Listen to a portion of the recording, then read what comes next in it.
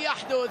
أيمن يحيى يفتك الكرة لأوتافيو. أيمن يحيى يحاول على الجهة اليمنى، مرة من البليهي لكن محاولة خطيرة عند أيمن يحيى يحافظ على كورته. لقطة حلوة حلوة حلوة، عرضية خطيرة يا إلهي،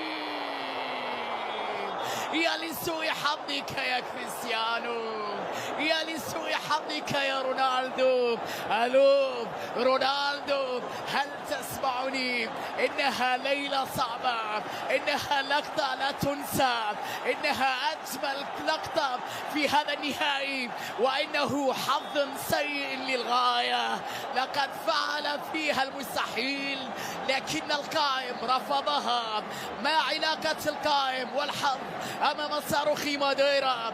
هل يفعلها ويعود بقوة في هذا النهائي؟ أي لقطة، أي فرصة يا كريستيانو.